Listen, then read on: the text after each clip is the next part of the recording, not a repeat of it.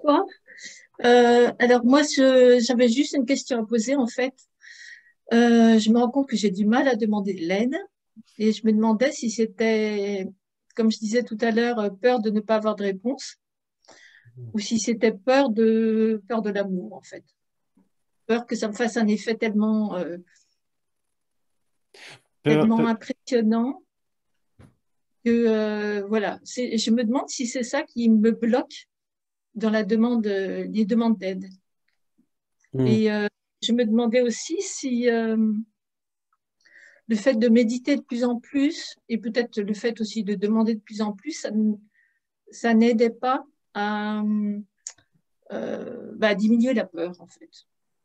Voilà, c'est la question que je me posais. pour la première partie pour ta première question, je pense que l'expérience d'avoir du mal à demander, à nous adresser à notre guide intérieur est très commune. Il y a plusieurs raisons qui peuvent l'expliquer. Comme j'ai dit tout à l'heure, ça peut être le fait que cette présence-là soit trop impressionnante, que nous avons peur d'entrer en contact avec une quelconque présence intérieure, parce que tout d'abord, nous avons l'impression de n'être qu'un seul être dans notre esprit. Si jamais nous nous rendons compte que nous ne sommes pas seuls, qu'il y a une sorte de passerelle vers notre esprit, alors ça peut effectivement faire peur, ça chamboule tout entièrement notre conception de nous-mêmes. Et c'est effectivement ce qui se passe, mais par petites doses, nous comprenons que nous n'avons pas de pensée privée, ce que le cours appelle des pensées privées. Nous n'avons même pas un esprit privé, mais un esprit partagé, un esprit uni. Et déjà, ce fait-là peut nous impressionner au point de nous faire hésiter, de demander à contacter une présence intérieure. Ça peut être ça, mais il y a aussi une autre raison, c'est que nous ne voulons pas vraiment avoir de l'aide. Ça, c'est aussi possible. Faut réfléchir à ça. C'est jamais impossible que nous ne voulons pas savoir qu'il y a une autre autorité dans notre esprit, puisque c'est beaucoup plus facile de gérer notre esprit quand nous savons qu'il y a une autorité, une présence qui sait. Si maintenant il y a moi qui sais d'un côté et l'autre qui n'est pas d'accord avec moi, ça va devenir beaucoup plus compliqué. Alors quand je demande de l'aide intérieure, est-ce que je veux vraiment l'entendre? Est-ce que je veux vraiment la réceptionner, l'accueillir? Ou est-ce qu'il y a une partie de moi qui dit, bah, je préfère savoir que je suis seul et que c'est moi qui gère tout. Comme ça, j'ai pas de choix à faire, j'ai pas de conflit intérieur. Si je sais maintenant qu'il y a un autre, ça peut mener vers des conflits. Donc, c'est pas impossible, il faut le réfléchir. Mais je pense qu'il y a aussi une autre raison. C'est que tout simplement, s'il y a une présence d'amour en nous, est-ce que nous nous sentons vraiment dignes d'avoir une communication avec cet amour? Est-ce que nous pensons vraiment mériter les conseils d'une telle présence de sagesse?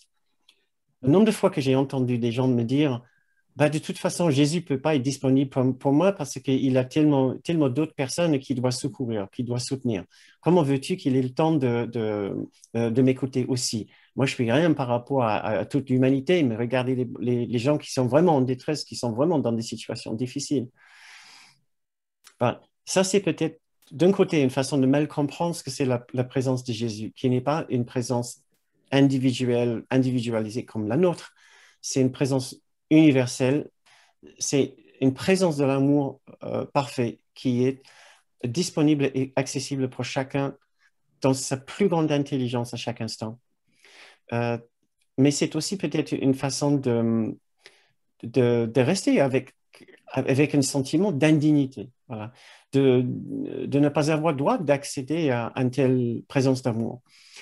Et c'est là où j'ai parlé d'égalité tout à l'heure et que je pense que c'est tellement important de comprendre notre difficulté de nous penser en égalité, de nous concevoir en égalité avec la présence de Jésus. Ce n'est pas simplement que nous avons droit à recevoir sa sagesse, mais que c'est notre fonction de l'accepter. pour devenir à nouveau son frère, sa sœur, ou sa sœur pour une femme, de devenir unis avec lui et entièrement unis avec lui. C'est ce que nous devons apprendre à faire, savoir que nous n'avons pas simplement le droit de le faire, mais pour apprendre à nouveau ce que nous sommes véritablement. C'est notre fonction de l'écouter et de savoir c'est notre destin, voilà, je vais le dire comme ça. C'est notre destin de l'écouter et de nous rapprocher de lui et de savoir de plus en plus près, d'une façon de plus en plus intime tous les jours, que nous partageons notre vie avec un autre et de ne pas en avoir peur. Ouais. Et certainement de ne pas sentir que nous en sommes indignes. Et de savoir que oui, il peut avoir des conflits, il va avoir des conflits. C'est-à-dire, il va nous dire que tu n'es pas si affecté par ce que cette personne vient de te dire. Crois-moi. Et moi, je vais dire, mais quand même, ce qu'il a dit, c'était gros. Hein. Tu peux pas dire que c'était pas insultant. Ou la façon qu'il m'a ignoré. Oui. Je sais, Jésus, je te demande bien gentiment ce que tu penses devrait être ou pourrait être ma réaction par rapport à cette personne qui m'a ignoré ou cette personne qui vient de m'insulter. Mais il faut que tu me donnes un peu raison. Donc là, effectivement, il peut y avoir une sorte de conflit où je sais ce que je suis censé faire. Je suis censé masser mon esprit vers le pardon, vers la reconnaissance que ce qu'il m'a fait n'est pas obligé de me déranger autant. Je peux aussi voir la souffrance chez lui, ou je peux voir que, oui, il parle en mal des autres, mais est-ce que moi, je parle toujours en bien des autres? Est-ce que je ne suis pas un peu comme lui? L'autre n'est pas si différent de moi. Mais si je ne veux pas entendre ce qu'il a à dire, si je ne veux pas me confronter à tout mon ego, à toute ma façon très égoïste d'être dans mes relations avec les autres, alors je pourrais avoir effectivement connaître une vraie difficulté à entrer en contact avec lui. Donc il y a peut-être plusieurs raisons déguisées et d'autres raisons pas si déguisées d'avoir une difficulté. Mais tout simplement, je dirais, Bernadette, comme tu dis dans tes méditations, de continuer, continuer et de ne pas avoir peur et de ne pas être gêné. Si ça te cause des problèmes, tu seras une bonne compagnie, tu reviens ici, tu nous en parles, parce qu'on est très, très, très nombreux à avoir eu des conflits aussi avec notre guide intérieur et de batailler pour garder et de regagner le contrôle de notre esprit. Donc, j'espère que ça te donne quelques idées pour...